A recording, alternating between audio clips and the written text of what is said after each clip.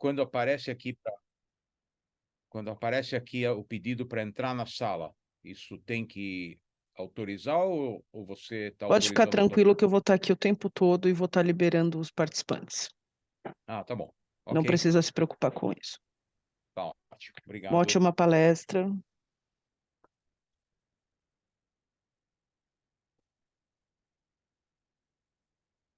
Boa noite, pessoal. Bem-vindos. Me escutam bem? Sim, Ok, ótimo. Então, vamos lá. Primeiramente, deixa me apresentar. Normalmente, eu começo essas nossas conversas dizendo é um prazer encontrar vocês aqui. Infelizmente, preferia que nos encontrássemos em situações melhores, mas é um encontro necessário.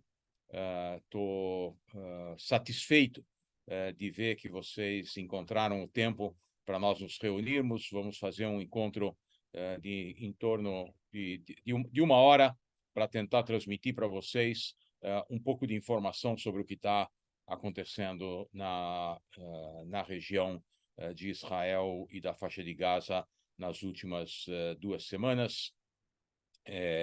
Eu sou um professor de Relações Internacionais. Agradeço a Karina por ter organizado esse encontro. Nos conhecemos há vários anos e a minha especialidade é exatamente o conflito entre Israel e os palestinos, conflitos internacionais em geral, questões geopolíticas, de certa forma, tudo que está envolvido no que está acontecendo agora, ao longo dos últimos 30 anos, tem sido a minha área de pesquisa. E talvez nós tenhamos que pensar em dois elementos fundamentais que têm que ser abordados nessa apresentação. Um deles é a questão da forma como a mídia vem retratando o conflito, que não é uma novidade. Eu vou dar muitos exemplos para vocês do que acontece ao longo das últimas décadas, a forma como as organizações internacionais se relacionam com esse conflito e a forma como o terrorismo tem que ser entendido como um instrumento para a modificação das sociedades. E tudo isso, de alguma forma, se relaciona quando nós pensamos na questão do antissemitismo, porque é muito importante entender que o que aconteceu no sábado retrasado não acontece num vácuo, ele acontece num contexto que muitos tentaram apresentar como uma reação ao que Israel vem fazendo no Oriente Médio ao longo das últimas décadas, mas, na verdade, é um reflexo de um componente de antissemitismo internacional que avalia aquilo que acontece na região com 2 pesos e 2 medidas. Para dar um exemplo muito simples para vocês, a maioria de vocês provavelmente ouviu falar na guerra civil na Síria, que se estende já por 13 anos, com praticamente 500 mil de mortos, mais de 10 milhões de refugiados e deslocados internos. E pensem vocês quantas vezes vocês viram nas manchetes dos jornais notícias sobre os massacres perpetrados pelo governo sírio contra a sua própria população. Quanto vocês lembram das ações do governo sírio que utilizou armas químicas proibidas por todas as convenções internacionais contra a sua própria população, e quanto isso reverbera na mídia, comparado com o que nós estamos vendo nas últimas 2 semanas, todos os canais de televisão tratando dessa questão dia e noite. E o que começou com um noticiário sobre os ataques terroristas contra civis israelenses se transformou muito rapidamente numa cobertura sobre como Israel vem atuando ao longo dessas 2 semanas para tentar defender a sua população civil, para garantir que isso não volte a acontecer, para exercer pressão sobre uma organização terrorista que levou 200 reféns israelenses para a faixa de Gaza. Então, vamos, considerando esses elementos, vamos olhar para o que, para o que acontece e de onde vem essa situação. Falando em guerra na mídia. Vejam aqui caricaturas que surgiram, a caricatura do lado esquerdo em cima é uma caricatura antiga de outras rodadas desses confrontos entre Israel e os terroristas do Hamas. O que aconteceu agora não foi inédito, foi, na verdade, o ápice de um processo que vem se estendendo praticamente desde a década de 1980. E a caricatura mostra uma percepção dos terroristas do Hamas utilizando escudos humanos, não só para eventualmente se proteger de retaliações israelenses, mas também para poder utilizar o resultado dessas retaliações como um instrumento de propaganda. Do lado direito, nós podemos ver uma caricatura que mostra o que efetivamente está acontecendo na região. Os israelenses, no caso, bebês israelenses, foram feitos prisioneiros pelo Hamas, mas a população palestina também é vítima dessa organização terrorista que, na prática, vem governando o território da faixa de Gaza desde que deu um golpe e assumiu o poder em 2007, expulsando os representantes legais da autoridade palestina que tinham sido designados como governantes da população palestina a partir dos acordos de Oslo. E do lado esquerdo embaixo, vocês podem ver um pouco dessa propaganda que fazem os terroristas palestinos, tentando transmitir a ideia ou a mensagem de que os israelenses não fazem nenhuma diferenciação entre crianças representadas por esses sapatinhos vermelhos e não soldados, mas terroristas engajados em ações contra civis. E o que nós estamos vendo na mídia é basicamente uma tentativa de transformar os israelenses que estão se engajando para impedir que os seus civis sejam massacrados num elemento hostil, negativo, sem moral, que ataca indiscriminadamente a população civil na faixa de Gaza. E o objetivo dessa nossa conversa aqui é justamente colocar um pouco de proporção nessa percepção e agregar informação que permita que vocês, de alguma forma, separem o joio do trigo na mídia que se transformou num instrumento quase que tão letal quanto as armas que são utilizadas. Para nós obtermos uma referência do que está acontecendo, imaginem que 60 anos atrás, na Guerra do Vietnã, um jornalista de guerra tinha que acompanhar os soldados, filmar as imagens dos combates. Esse filme tinha que chegar do local dos combates na selva até Saigon, de Saigon ser embarcado para os Estados Unidos, na redação do meio de comunicação tinha que ser revelado, tinha que ser editado, para em algum momento chegar a alguma edição do Jornal da Noite, e dessa forma os americanos ficaram sabendo do que estava acontecendo na Guerra do Vietnã.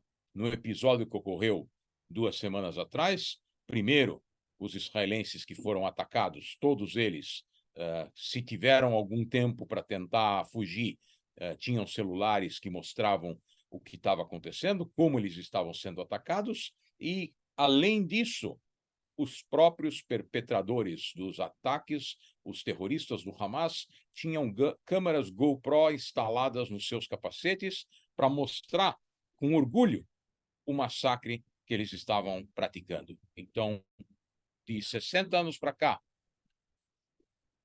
nós temos uma revolução tecnológica e midiática que expõe a todos aqueles que querem ser expostos à informação em tempo real. E se nós não temos os instrumentos para, de alguma forma, diferenciar o que é o fato real do que é um instrumento de propaganda, nós vamos nos envolver com questões muito complexas sem ter a capacidade de discernir o que é real e o que não é. Para dar um exemplo simples para vocês,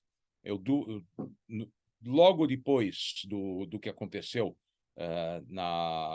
naquele sábado de 7 de outubro, eu recebi um vídeo que mostrava elementos armados mascarados conduzindo civis com as mãos atadas atrás e os olhos vendados para a beira de uma vala, chutando esses civis para dentro da vala e dando tiros neles para matá-los lá dentro da vala, uma camada em cima da outra, no melhor estilo do que os nazistas fizeram com os judeus na Segunda Guerra Mundial. E um grande título dizendo: essa é a forma como atua o Hamas.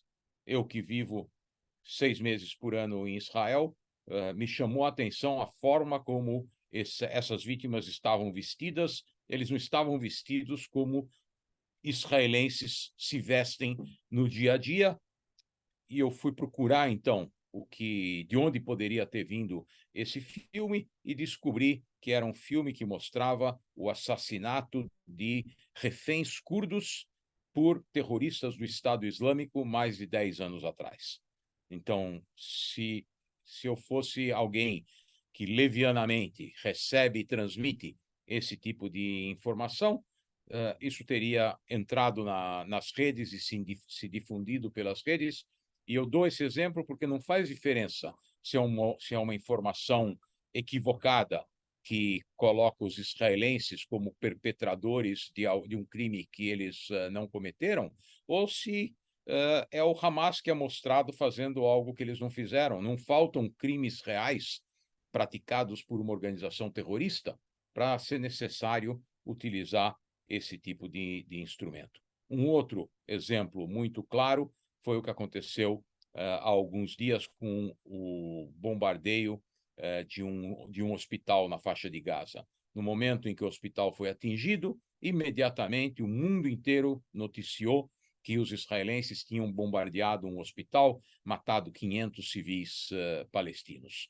Foi necessário utilizar um vídeo filmado pela Al Jazeera, que é uma emissora de televisão do Catar, para demonstrar que o que aconteceu lá foi que um de muitos foguetes lançados pela Jihad Islâmica da faixa de Gaza para tentar atingir civis israelenses, um desses foguetes falhou e caiu sobre o estacionamento do hospital. Não morreram 500 pessoas, infelizmente morreram alguma coisa entre 30 e 50 civis, mas Israel não tinha absolutamente nada a ver com aquele episódio. Então, eu tive que passar praticamente 2 semanas depois daquele episódio tentando, de alguma forma, explicar o que aconteceu, consertar uma imagem que tinha sido danificada. E aqui nós estamos falando dos grandes meios de comunicação. Então, imaginem vocês o que acontece a cada segundo. Não é nem a cada hora, nem a cada minuto. É a cada segundo no TikTok, no Instagram, em todas as mídias que estão circulando aí entre bilhões de pessoas que têm uma enorme coceira nos dedos para simplesmente postar aquilo que receberam. Então, é um alerta. Muito cuidado com aquilo que vocês recebem e transmitem. Vocês certamente não querem ser acusados de estar difundindo fake news, especialmente entre as pessoas que vocês conhecem. Começo com esse mapa do Oriente Médio para mostrar para vocês como é difícil encontrar Israel. Vejam Israel lá do lado do Líbano, do lado da Jordânia, na beira do Mediterrâneo. Quando eu dou aula para os meus alunos, eu normalmente começo com um mapa mundi, que torna quase que impossível para quem não sabe exatamente onde está essa região, encontrar no mapa mundi, num mapa que mostra só o Oriente Médio, já fica suficientemente difícil. E por que é importante entender onde isso acontece? Porque é uma região que tem um histórico de conflitos. Aqui vocês veem um mapa que mostra os estados modernos que constituem o Oriente Médio, mas esse mapa é um mapa relativamente recente, ele tem praticamente um século, e ele mostra uma divisão arbitrária do território que dá origem a praticamente todos os conflitos que nós temos hoje na região, e esse conflito entre Israel e o Hamas é só um de muitos conflitos que afetam a região. Por que essa região se envolve em tantos conflitos? Porque ela é importante. Uma das razões para a importância dessa região é o fato de que nós temos depósitos importantes de gás e de petróleo. Todas as manchas pretas são reservas de petróleo, todas as manchas vermelhas são reservas de gás, e por mais que nós tenhamos ouvido falar em transição energética, por mais que nós tenhamos ouvido falar em energia eólica, em energia solar, nós estamos falando de substituição de elementos fósseis para um determinado setor que esses elementos atendem. Então, nós vamos poder andar com carros elétricos, nós vamos poder utilizar aparelhos elétricos alimentados por energia solar ou eólica, mas esse é só um segmento abastecido pelo petróleo produzido no mundo inteiro. Se vocês olharem ao redor de vocês, vocês vão ver a maior parte dos produtos que têm insumos da indústria petroquímica.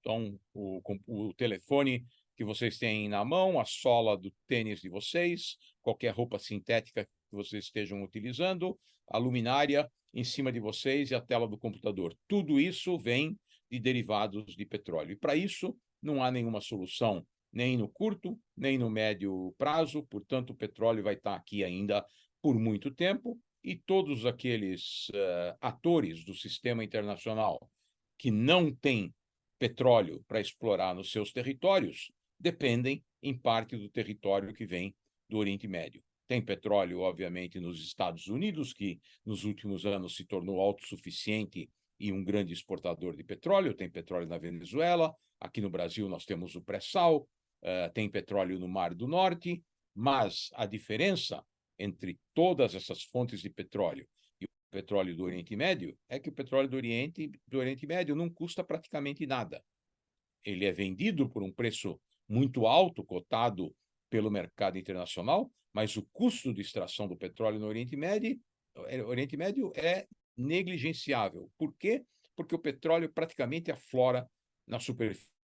Aliás, o petróleo no Oriente Médio é considerado, na verdade, ou era considerado, na verdade, uma praga, porque na antiguidade, quando as pessoas tentavam perfurar um poço nessa região desértica para tentar encontrar água, eles encontravam um petróleo que não servia para absolutamente nada, e para não dizer nada,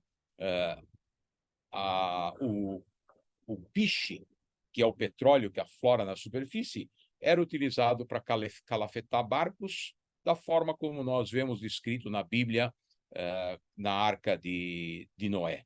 Antes do dilúvio, Noé constrói uma arca e calafeta essa arca, torna o casco impermeável, utilizando o piche, que nada mais é do que esse petróleo que aflora na superfície. Mas esse petróleo só se tornou um bem valioso no começo do século XX, quando houve a transição do carvão, da máquina a vapor, para o motor de combustão interna, a partir da descoberta da capacidade de transformar petróleo em derivados, seja gasolina, óleo diesel, querosene para iluminação e todos os outros componentes que alimentam a indústria petroquímica. Então, por que essa região tinha importância antes de se descobrir para que serve o petróleo? Todos nós aprendemos na escola sobre as antigas civilizações, os sumérios, os acádios, os assírios, os babilônios, os persas, os egípcios e também sobre o reino de Judá, estabelecido na margem do Mediterrâneo. Essa faixa verde que vocês veem no mapa é o chamado fértil crescente, chama crescente por causa da forma, e é fértil porque essa é a região na Península Arábica desértica, onde,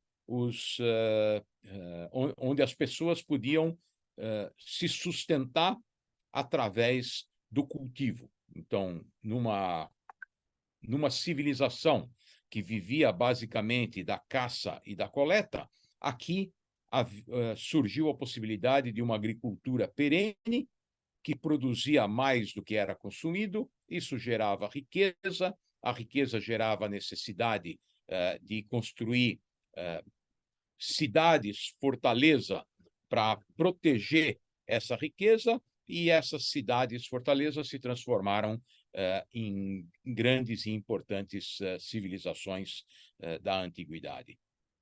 E durante esse período se desenvolve também um comércio entre a Ásia e a Europa, a famosa Rota da Seda passava por aqui, e durante muito tempo a riqueza dessa região veio dessa capacidade de cultivo, de criação de gado e do controle de rotas de comércio. Vêm os mongóis controlando a Ásia Central num determinado período, isso vai interromper o tráfego das caravanas, e os europeus, então, vão ter que encontrar uma solução para esse problema, e a solução encontrada é o caminho marítimo para as Índias, que, aliás, é a razão pela qual nós também estamos aqui. Se não tivesse havido uma interrupção do comércio através da Rota da Seda, os portugueses não teriam descoberto o caminho marítimo para as Índias, e o Brasil não teria sido descoberto com todo o restante das Américas. Então, a partir do século XVI, nós temos um declínio na importância dessa região, porque surge uma rota comercial alternativa, ao mesmo tempo que o petróleo ainda não é descoberto, ou não é descoberta ainda uma finalidade para a utilização do petróleo.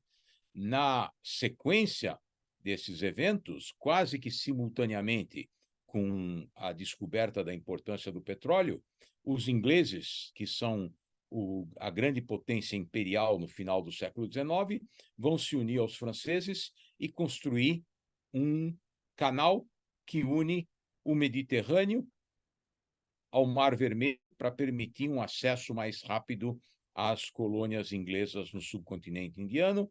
Ficou conhecido como Canal de Suez, construído aqui, justamente nessa região mais estreita que permite a ligação entre o Mediterrâneo e o Mar Vermelho. E isso, então, traz um retorno da importância estratégica dessa região. A combinação dessa ligação entre o Mediterrâneo e o Mar Vermelho, aliado à descoberta de uma finalidade para esse petróleo abundante.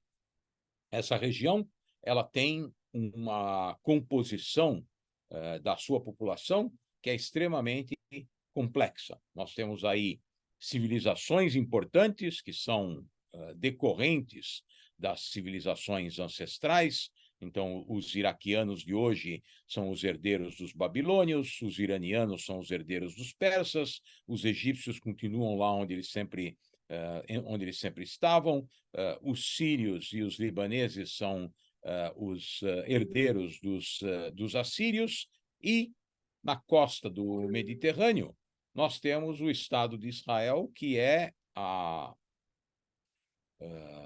retomada do que foi o lar ancestral judeu nesse território, e nós já vamos ver como isso ocorre e quais são as implicações. Mas esse mapa aqui mostra a distribuição da população muçulmana no mundo inteiro. Nós estamos acostumados a pensar em árabes muçulmanos, mas aqui vocês podem ver como os muçulmanos se distribuem pelo norte da África, por toda a Península Arábica, na região onde está a Turquia moderna, a maior parte da Ásia Central e, curiosamente, na Indonésia, no Sudeste Asiático, que é o maior país muçulmano do mundo, ainda que não seja um país árabe. E esses muçulmanos se dividem em duas categorias importantes. A maioria deles é denominada de sunita, que é a área pintada de verde claro. A minoria é denominada de xiita, e essa denominação vem de uma disputa na época do surgimento do Islã para definir quem seria o líder do mundo muçulmano depois da morte do profeta Maomé. A minoria decidiu que queria um líder que fosse da família de Maomé, a maioria decidiu que queria o líder mais capaz de conduzir o povo muçulmano, um califa. A maioria venceu e realizou um massacre contra os xiitas, que incluiu o líder xiita naquela época, que se tornou um mártir da causa muçulmana, e é por isso que nós utilizamos hoje o termo xiita, erroneamente, como um símbolo de violência, porque a população xiita sempre esteve predisposta ao martírio para defender o seu credo religioso. Quando nós olhamos para o que aconteceu ao longo dos últimos 40 anos no mundo muçulmano e com a questão do fundamentalismo islâmico, nós vamos perceber que sunitas, como aqueles que membros do Al-Qaeda que derrubaram as Torres Gêmeas em Nova York, ou o Estado Islâmico que alastrou o terror por uma boa parte da Península Arábica, não tem absolutamente nada de xiitas. Eles são sunitas, mas eles se comportaram com uma barbárie equivalente àquela dos elementos que se engajam dispostos ao martírio. Então, a divisão dentro do mundo muçulmano é uma divisão que gera conflito que não tem nada a ver com questões civilizacionais. E aqui nós temos, como eu mencionei para vocês, turcos, que não são árabes, mas são muçulmanos, na sua grande maioria sunitas. Nós temos persas, iranianos, que não são árabes, mas são muçulmanos, no caso, xiitas, e temos outras denominações, como, por exemplo, cristãos libaneses, que são árabes, mas que não são muçulmanos, e sim cristãos. Nós temos judeus, que, além de não serem árabes, também não são muçulmanos. E essa variedade, tanto étnica quanto religiosa, é um barril de pólvora que gera muitos conflitos, e o conflito entre israelenses e árabes, ou israelenses e palestinos, é só um desses muitos conflitos. Como surgem essas religiões na região? Vamos pensar na antiguidade, o que, de novo, que nós aprendemos na escola sobre os cultos religiosos. As populações dessa região eram pagãs, adoravam ídolos, seja o rei Sol no Egito, ou figuras de cerâmica em outros locais. Num determinado momento, surge um grupo que decide que vai adorar um Deus abstrato, um Deus único e abstrato. E daí surge o povo judeu, que não só vai enfrentar as ideias do culto a ídolos, mas também vai trazer com isso uma série de códigos morais. E os 10 mandamentos nada mais são do que uma série de códigos que foram considerados leis durante um bom período da história, que diferenciava o comportamento desses grupos de outros grupos que não adotavam esses padrões. E ao longo de séculos, houve um conflito entre essa população judaica na costa do Mediterrâneo, que se estabeleceu como chamado Reino de Judá, que enfrentou os assírios, que enfrentou os babilônios, que enfrentou os romanos, e finalmente foi derrotada pelos romanos no ano 70 da era cristã. Romanos destruíram o Templo de Jerusalém, que era o símbolo dessa autoridade judaica. Houve uma diáspora judaica, principalmente nas áreas governadas pelo Império Romano, e nessa época também surge o cristianismo, que de uma forma absolutamente simplificada, eu não sou especialista em história das religiões, então me perdoem os que sim conhecem o tema, eu digo que de forma muito, muito simplificada, os cristãos são os judeus que acreditaram que Jesus era o Messias.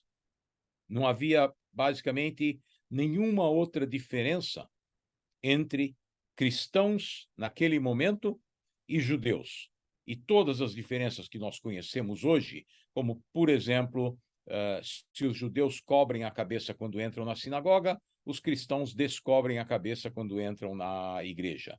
Se os judeus têm como símbolo do judaísmo a circuncisão, que é a expressão do pacto do povo judeu com o Deus monoteísta, entre os cristãos, muitas vezes, até aqueles que querem resolver um problema de fimose nos seus filhos, vão ter restrições, porque esse é um símbolo de um costume judaico. E uma infinidade de outros pequenos exemplos de comportamento que vão diferenciar o cristianismo do judaísmo, mas, de novo, no momento em que surge o cristianismo, nenhum desses costumes ainda existe, e o que diferencia um cristão de um judeu é o fato de o cristão acreditar que Jesus foi o Messias. Se passam mais de 600 anos e na Península Arábica surge um grupo que decide que o cristianismo e o judaísmo não são religiões apropriadas, mas podem ser a base para uma nova religião. E o Islã, então, surge como um desenvolvimento de um processo que culmina com o Islã. Moisés e Jesus são profetas que antecedem a Maomé, e a disseminação dessa religião se dá através de dois elementos muito claros. Um é a conquista de todos esses territórios que vocês podem ver aí em verde claro e verde escuro, e as populações que são conquistadas, elas vão ter duas razões para eventualmente se converterem ao islamismo. Uma, se eles não são nem judeus nem cristãos, os muçulmanos vão massacrar aqueles que não aceitam a nova religião. A nova religião, ao contrário das outras, que têm muitos costumes e muitas dificuldades, a nova religião é extremamente fácil de ser assumida, é só dizer só existe um Deus, ele é Alá, e Maomé é seu profeta, e você se tornou muçulmano sem nenhum problema. Qual é a motivação, então, para se tornar muçulmano? Por um lado, a ameaça de morte, se você é um pagão. Por outro lado, o fato de que os muçulmanos tinham muito mais possibilidades de se desenvolver dentro de uma sociedade muçulmana. Eles pagavam menos impostos, eles podiam aceder a cargos do governo, etc., etc., etc., uma série de benefícios que levou a maior parte dessas populações conquistadas a se converter ao islamismo por conveniência.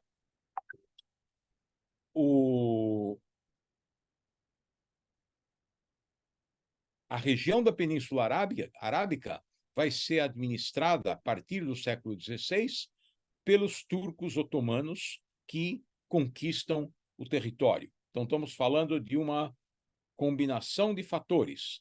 Tanto as regiões se tornam muçulmanas, quanto elas vão ser conquistadas por turcos que, lembrando, não são árabes. Portanto, as populações árabes dessa região, apesar de serem muçulmanas, entendem que há um elemento externo que os governa, turcos governando árabes. E o restante do território na África está dividido entre as grandes potências coloniais. Quando se aproxima o período da Primeira Guerra Mundial, como eu mencionei para vocês, final do século XIX, nós temos uma disputa imperial. Os ingleses e os franceses cobiçam essas áreas, têm consciência de que eles têm que proteger o canal de Suez e, talvez para a felicidade deles, os turcos se aliam aos seus inimigos, o Império Alemão e o Império Austro-Húngaro. E quando eclode a Primeira Guerra Mundial, nós temos um grande conflito que vai levar ao desmembramento dos grandes impérios. Esse mapa mostra como aquele Império Otomano, que controlava toda a Península Arábica, também controlava essa região da costa do Mediterrâneo, que não tinha absolutamente nenhuma característica das que nós temos hoje. As linhas cinza desse mapa mostram os países modernos que foram criados nessa região. E as áreas coloridas mostram como os turcos otomanos administravam esse território. Qual era o interesse dos turcos otomanos? Extrair o máximo possível de impostos. E por isso vocês podem ver que a região onde foi criada a Transjordânia estava dividida nesse período, a região onde foi criado o Estado de Israel estava dividida nesse período, a região onde foi criado o Estado do Líbano estava dividida nesse período, e a Síria a mesma coisa. Então, toda a lógica que nós entendemos hoje na distribuição dos territórios na Península Arábica não tinha nada a ver com aquele período em que os turcos otomanos governavam o território. Na Europa, às vésperas da Primeira Guerra Mundial, nós tínhamos grandes impérios. O Império Austro-Húngaro em cinza, o Império Czarista em verde. A Prússia vai se unificar com os principados alemães e criar o Império Alemão. E uma das características desses grandes impérios era a ideia de que eles eram formados por várias nacionalidades. Então, nós todos conhecemos hoje a Romênia, a Hungria, a Polônia, a Tchecoslováquia, a República Tcheca e a Eslováquia, e assim por diante. No mapa anterior à Primeira Guerra Mundial, vocês não conseguem ver nada disso. Todo esse pessoal está aí dentro da área denominada de Império Austro-Húngaro. Quando se desmembram esses impérios no final da Primeira Guerra Mundial, vai haver uma demanda por autodeterminação de todas essas populações. Então, dentro desses impérios, vão surgir estados independentes que têm como característica principal uma homogeneidade da população que se identifica basicamente por uma memória coletiva e por um idioma. Então, não é por acaso que a Polônia tem uma maioria de poloneses que falam polonês, que são cristãos, e a Ucrânia tem uma maioria de ucranianos que falam ucraniano e são cristãos ortodoxos. Ok? Então, num país nós temos um idioma e uma maioria que segue a religião católica, na outra nós temos uma maioria que fala ucraniano e que segue a religião cristã ortodoxa. Nesse contexto, vai haver um recrudescimento do antissemitismo europeu. Então, aqueles judeus que foram expulsos do seu lar ancestral pelos romanos, se espalharam pelo Império Romano, se mantiveram como comunidades perseguidas e invejadas pelas populações europeias.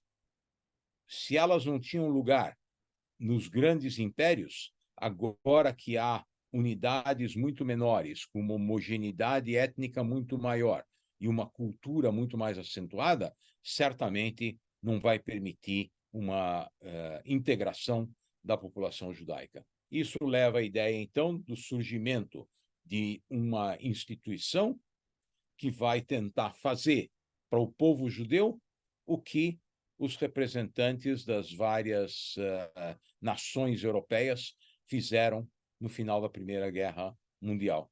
Criar um lar nacional judaico que possa restabelecer o antigo Estado de maioria judaica na costa do Mediterrâneo. Isso vai se denominar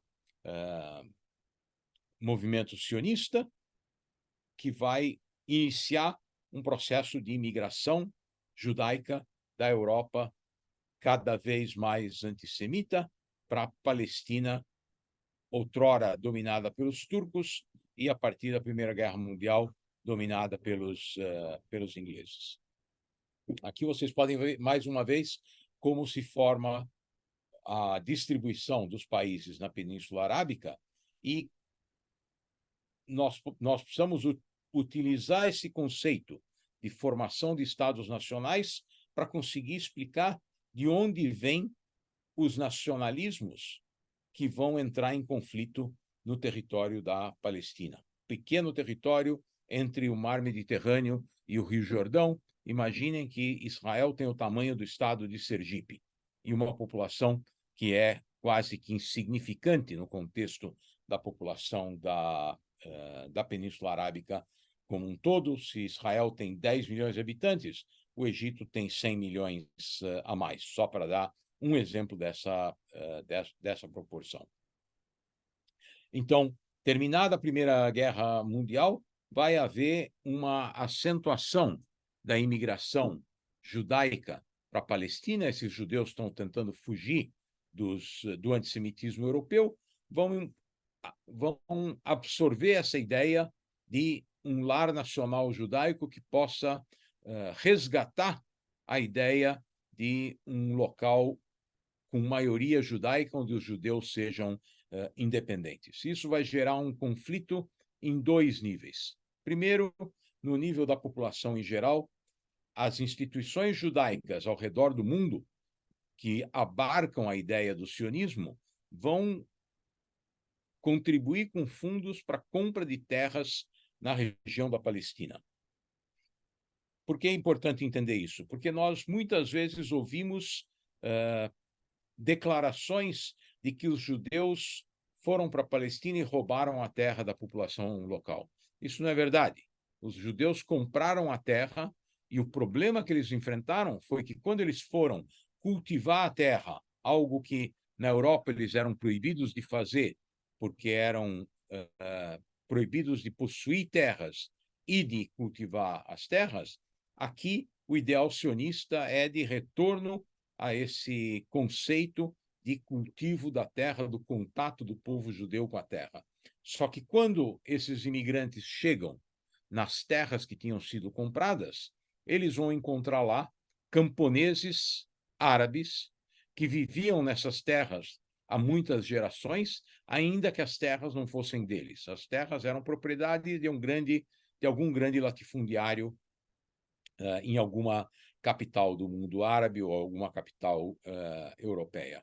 E, curiosamente, vai haver um processo que vai complicar essa situação, porque mesmo aqueles pequenos camponeses que eram donos das suas próprias terras, quando os turcos otomanos decidem fazer um amplo censo para conseguir mapear como cobrar impostos desses donos de terras, o que esses pequenos camponeses vão fazer é permitir que essas terras sejam escrituradas em nome de algum senhor feudal. Por quê? Porque se eles não tinham dinheiro para pagar os impostos que seriam decorrentes da posse daquela terra, era melhor contabilizar essas terras como propriedade de alguém do que perder essas terras sem saber para quem elas iriam. Isso agrava a situação porque aumenta a quantidade de terras nas mãos de latifundiários, que vão depois vender essas terras, ainda que essas terras não sejam deles, provocar um conflito entre os agricultores judeus e os camponeses árabes. Esse é um elemento. No nível das lideranças, vai eclodir um outro conflito, porque, havendo uma imigração significativa dessa população judaica, e essa imigração vai aumentando progressivamente até explodir com a ascensão dos nazistas na Alemanha, aí uma boa parte dos judeus alemães reconhece que estão correndo um perigo, vão tentar emigrar para algum lugar, não conseguem vistos de entrada em nenhum país e, portanto, se direcionam para a Palestina. Isso gera, então, uma pressão que poderia significar a definição de uma maioria judaica na Palestina, onde os árabes se tornariam uma minoria. Isso vai levar a um enorme aumento no nível de conflito entre essas duas sociedades, que vão culminar em 1937 com o envio de uma comissão parlamentar inglesa liderada pelo Lord Peel, que diz: esses dois povos não podem conviver na Palestina, então vamos dividir o território, criar um Estado judeu nas áreas que têm maioria judaica, vamos criar um Estado árabe palestino nas áreas que têm maioria árabe. Isso não foi para frente, logo após aumentam as pressões na Europa, que vão culminar em 1939, com a eclosão da Segunda Guerra Mundial. Depois da Segunda Guerra Mundial, fica conhecido a consequência do Holocausto, durante o qual os alemães mataram a maioria absoluta da população judaica na Europa, e os sobreviventes, que não têm condições de voltar para suas casas, porque seriam mortos por aqueles que tomaram as suas casas nos diversos países. Esses sobreviventes tentam encontrar uma solução para dar continuidade às suas vidas, e, mais uma vez, assim como antes da guerra, agora também o mundo fecha as suas portas. Tem histórias muito interessantes, por exemplo, de imigrantes que vieram para o Brasil, que conseguiram um certificado de batismo, porque para você comprar uma passagem de navio e obter um visto para o Brasil, você tinha que provar que você não era judeu. Então, muitos deles conseguem certificados de batismo, vêm para o Brasil, para outros países da América do Sul, mas a massa quer comprar a ideia de que pode se criar um lar nacional judaico, onde os judeus estariam protegidos. Se passam 2 anos depois da Segunda Guerra Mundial, os conflitos entre essa população judaica e a população árabe na Palestina se intensificam. Em 1947, os ingleses entregam essa questão da Palestina para as Nações Unidas. As Nações Unidas decidem criar 2 estados independentes, da mesma forma como tinha sido proposto em 1937, mas com um mapa um pouco diferente. De novo, a área que tem a maioria de população judaica, em azul, seria destinada à criação de um Estado judaico, a área marrom seria destinada a um Estado árabe, e a área cor-de-rosa, que contém Belém e Jerusalém, que são os locais sagrados para as 3 religiões monoteístas, essa área continuaria sob controle dos ingleses. A liderança judaica aceita a proposta, ainda que não seja do seu agrado, mas eles não podem se arriscar, depois do que aconteceu na Europa, a não garantir a criação de um Estado judeu independente. Os árabes recusam a proposta e os países árabes da vizinhança se unem aos árabes na Palestina para tentar impedir a criação de um Estado judeu independente naquele território.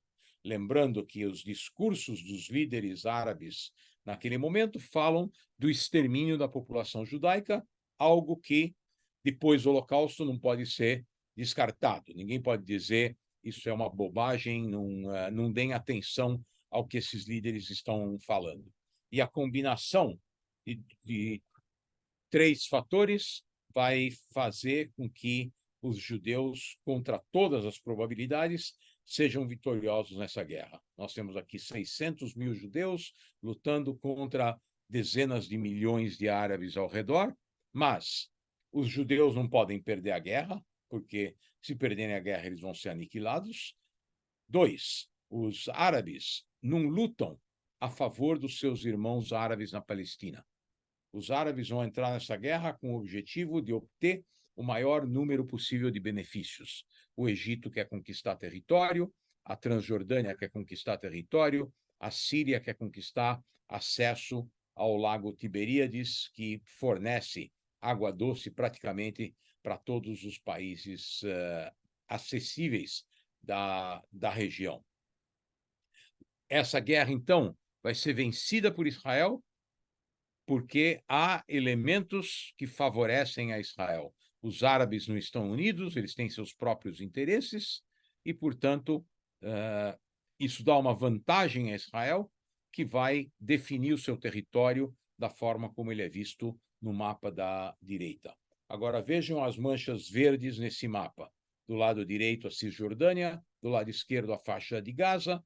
Esses são os territórios que compõem a maior parte do território onde deveria ter sido criado um Estado árabe, e esses territórios vão ficar na mão dos egípcios e dos jordanianos durante praticamente 20 anos, até 1967.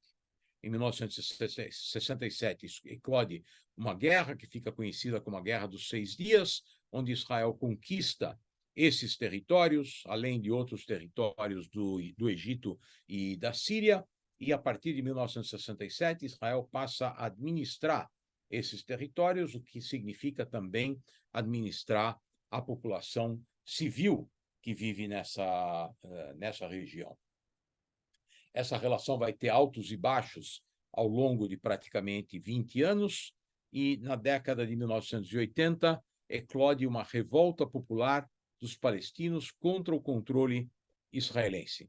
Essa revolta vai ser reprimida por Israel, mas ela vai ter um componente fundamental: a participação de um grupo fundamentalista islâmico na faixa de Gaza, denominado Hamas, que surge na década de 1980 com a proposta de destruir o Estado de Israel. Então, se a Organização para a Libertação da Palestina, que já era um elemento laico, promovia a tentativa de destruição do Estado de Israel, isso agora se tornou um evento religioso. O Hamas incorpora essa ideia a partir de um componente religioso de que os judeus não podem governar áreas que anteriormente estavam governadas pelos muçulmanos. E a percepção por parte de Israel de que não há uma solução para esse problema através de medidas militares. Em 1987, o governo israelense reconhece que não pode continuar controlando essa população civil, enquanto que a liderança palestina, através de uma série de erros cometidos ao longo do final da década de 1980, vai reconhecer que não pode destruir o Estado de Israel.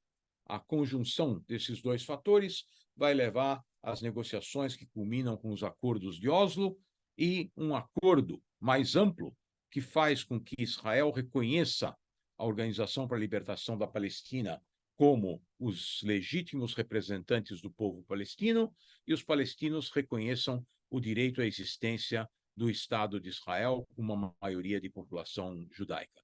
Os radicais dos dois lados vão se opor a esses acordos. Um radical de direita israelense vai matar em 1995 o primeiro-ministro Yitzhak Rabin. Os radicais fundamentalistas islâmicos que se opõem ao acordo vão sequestrar essas negociações através de atentados suicidas que afetam fundamentalmente a sociedade israelense. Todos os dias e todas as semanas vai haver atentados de terroristas suicidas palestinos que se explodem nos ônibus em Israel, se explodem nos hotéis em Israel, se explodem nos restaurantes em Israel, e isso, de certa forma, muda a disposição da sociedade israelense para um acordo mais amplo com os palestinos, que é o que se esperava de uma transição ao longo dos anos seguintes. Em 2005, Israel decide retirar todos os israelenses da faixa de Gaza. Na faixa de Gaza havia assentamentos agrícolas israelenses e soldados que protegiam essa população. Todos eles são retirados da faixa de Gaza e, em 2006, nas eleições parlamentares palestinas, o Hamas, que é essa organização fundamentalista islâmica presente na faixa de Gaza, o Hamas vai ganhar essas eleições. Em 2007, vai dar um golpe de Estado nessa região, expulsando os elementos da autoridade palestina, expulsa aqueles que não são mortos por eles, e desde então o Hamas transforma a faixa de Gaza numa plataforma de lançamento de ataques contra o território israelense. Aqui no mapa vocês veem a zona rosa é a faixa de Gaza, a zona amarela é a área de atuação do Hamas, que começa lançando morteiros, depois lança foguetes, depois constrói túneis que conseguem entrar no território israelense, matar civis e, eventualmente, sequestrar soldados.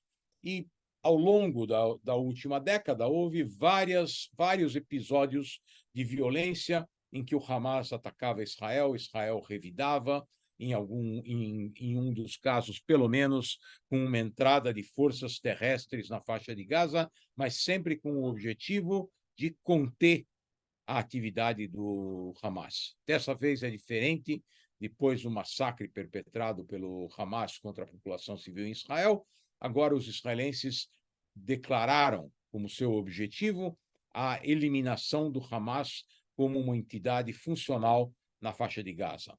Hamas é uma organização terrorista, é parte de toda uma filosofia que não pode ser eliminada, não vai desaparecer. Se os americanos sofreram os ataques do 11 de setembro e depois se propuseram a eliminar a Al-Qaeda, a maior parte da capacidade operativa da Al-Qaeda foi eliminada, mas a ideia por trás da Al-Qaeda continuou viva, e foi isso que depois deu origem ao Estado Islâmico, que vai atuar em outra região, mas com os mesmos métodos e com os mesmos objetivos. E é essa organização terrorista que perpetra o atentado contra Israel, para surpresa completa do governo e das forças de segurança israelenses, e agora vão ser perseguidos por Israel no seu próprio território para garantir que alguma coisa assim não volte a acontecer. Aqui vocês podem ver um mapa que mostra em azul os túneis construídos pelo Hamas no subsolo de Gaza. É lá que eles se escondem, é lá que eles têm parte das suas fábricas de armas e munições, lançadores de foguetes, etc. E é isso que Israel precisa, é para isso que Israel precisa de uma incursão terrestre para garantir que esses túneis subterrâneos vão ser eliminados. Na região fronteiriça à faixa de Gaza, nós tínhamos todas aquelas colônias agrícolas que foram atacadas, muitas delas a população foi dizimada. Temos o kibbutz de Nir Oz, por exemplo, que tem um enorme número de vítimas e onde a população caiu para quase um terço do que era antes do 7 de outubro. E o que Israel agora está fazendo é ponderando sobre a melhor forma de entrar na faixa de Gaza, a melhor forma de ocupar esse território temporariamente, porque a última coisa que os israelenses têm interesse é em retomar a faixa de Gaza, que implica na manutenção de toda a população que lá existe. Não há uma solução clara para o problema. Nós temos certamente muito caminho pela frente. Essa guerra só começou. Essa guerra é uma guerra por valores e para garantir ao mundo livre que o que aconteceu 2 sábados atrás em Israel não vai acontecer em outros países que ficam em cima do muro sem se propor a condenar o Hamas como uma organização terrorista. Muito obrigado. E Boa estou à noite. disposição de vocês para todas as perguntas que vocês querem fazer. Vamos só estabelecer uma forma. Eu sugiro que vocês levantem a mão. Tem aqui uma mãozinha em algum lugar que permite que vocês levantem a mão, assim eu posso saber quem está fazendo a pergunta. Por favor. Pessoal, aqui é a Tatiane do apoio técnico da Standard Us. Boa noite a todos. Eu vou liberar Obrigado, o Tatiana. microfone de vocês. E aqui na barra inferior, nós temos alguns ícones. E tem um que tem um sorrisinho. Ele é Reactions. Quando você clica nele, você tem Raise Hand, que é para você poder levantar a mão. Só um momento, eu vou liberar os microfones.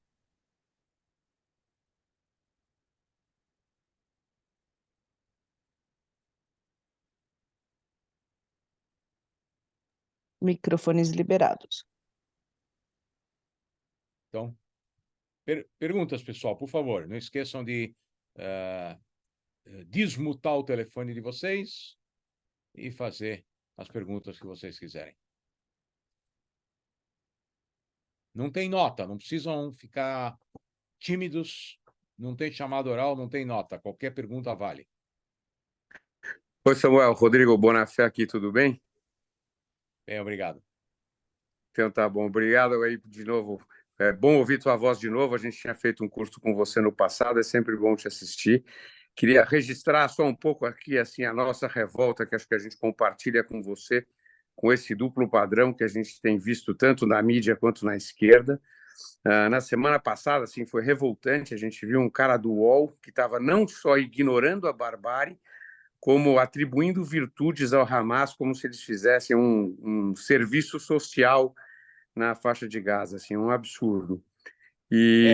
Mas Rodrigo, deixa te interromper um segundo, só para esclarecer uma coisa.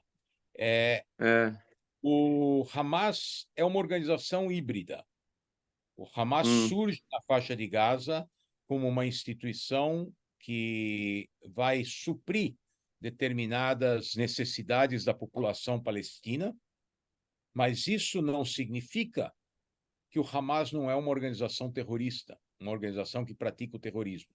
Então, muitas vezes nós vemos essa discussão na mídia, onde o fato de a organização terrorista também fazer algum tipo de trabalho social, de certa forma, permitir que se justifique a ação terrorista. E é aí que está o erro e o absurdo. Todas as organizações têm o direito de se comportarem da forma como elas quiserem, em benefício de qualquer população. No momento em que elas praticam atos terroristas, elas passam a ser uma organização terrorista, independentemente de todos os outros trabalhos que elas fazem. Isso vale também para o Hezbollah no Líbano. É exatamente a mesma categorização. Mas só o meu alerta é para vocês eventualmente não dizerem imagina que é uma organização social, cultural, beneficente. Porque eles também são. Mas isso não significa que eles deixem de ser uma organização que pratica o terrorismo pelo fato de também estarem engajados em outras atividades.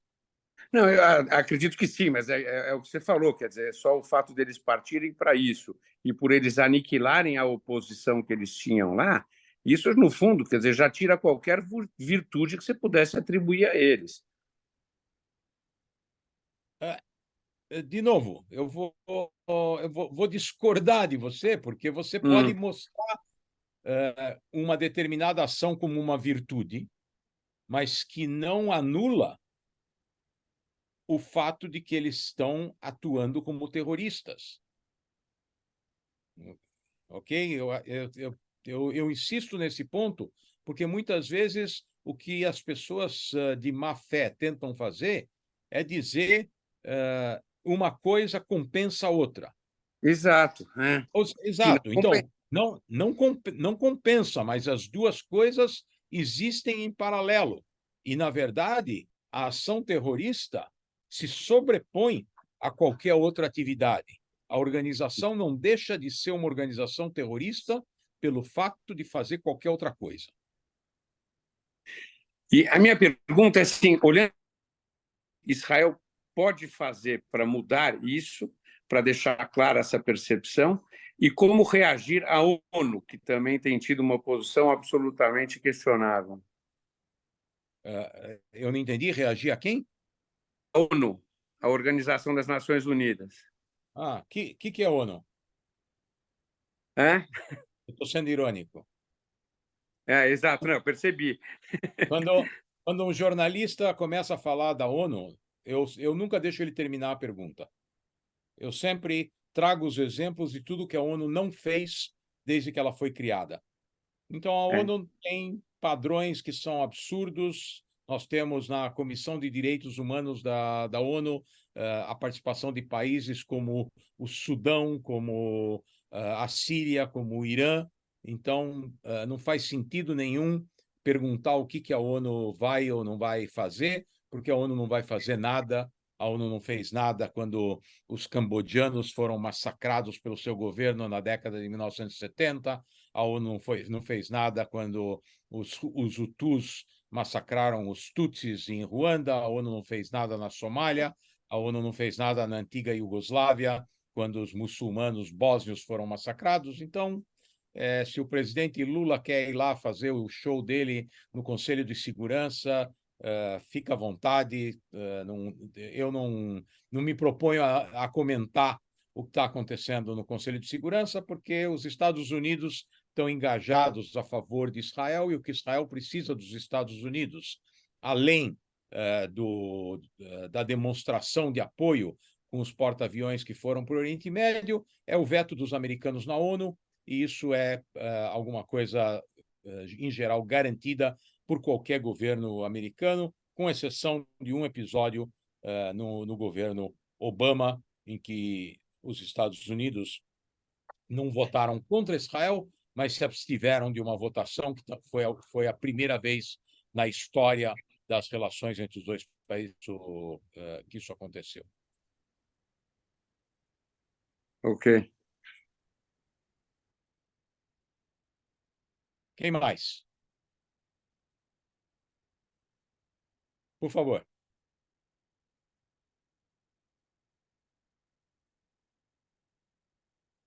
Ana, né? Bora, o senhor está me bem? É Ana. Sim, sim, agora estou te escutando também. Boa noite, professor. Obrigada pela aula. Eu estou Obrigado. muito mais preocupada com o crescimento do antissemitismo no mundo todo, inclusive nas nossas universidades brasileiras, do que com o papel da ONU realmente. Mas o que se pode fazer, meu Deus do céu, cada vez mais demonstrações de antissemitismo? Nós estamos tentando lutar contra isso através da educação. É o único instrumento que nós temos para lutar contra o antissemitismo. Eventualmente, quando há claras manifestações de antissemitismo que podem ser enquadradas juridicamente, nós acionamos as instituições que podem processar elementos que são claramente antissemitas, mas é uma dura batalha contra o que acontece há milênios. Então, não é uma novidade, e cada vez que há um episódio como esse na região, nós temos uma renovação dessas manifestações antissemitas. Você tem razão, eu não tenho, infelizmente, uma resposta, acho que ninguém tem. Mas preocupa, né? Sem dúvida, nós estamos todos preocupados. Eu não sei de onde você está, mas aqui em São Paulo, na porta Estou em São Paulo. Então, na porta da Hebraica, desde o sábado 7 de outubro, tem 2 viaturas da polícia, antes ainda de as pessoas saberem o que estava acontecendo. já se providenciou 2 viaturas da polícia na Porta de Hebraica. Eu sou Então, da CIP, mesma coisa. sim, exatamente. Não, infelizmente, não tenho uma resposta para a tua pergunta. Obrigada.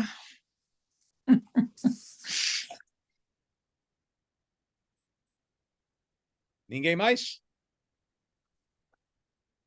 Se vocês estão preocupados com o meu ego, de eu achar que a aula foi tão boa que não tem nenhuma pergunta, saibam que a reação é a contrária. Meu objetivo é provocar vocês para vocês fazerem muitas perguntas. Professor, eu queria agradecer a palestra, a conversa aqui. A gente já te conhece há muito tempo e acompanha aí teu trabalho. Eu queria saber se você tem uma previsão aí de quando que esse conflito vai dar uma trégua e se há alguma chance desse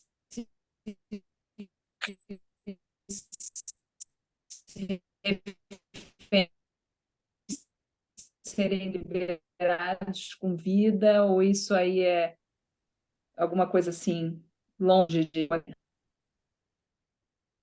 Olha, Karina, ninguém sabe o que está sendo negociado. Ninguém sabe se o que está sendo tentado é uma negociação para libertar os reféns ou se estão sendo consideradas ações militares que podem exercer pressão sobre o Hamas para, através dessa pressão, eventualmente conseguir uma libertação dos reféns ou de uma parte dos reféns.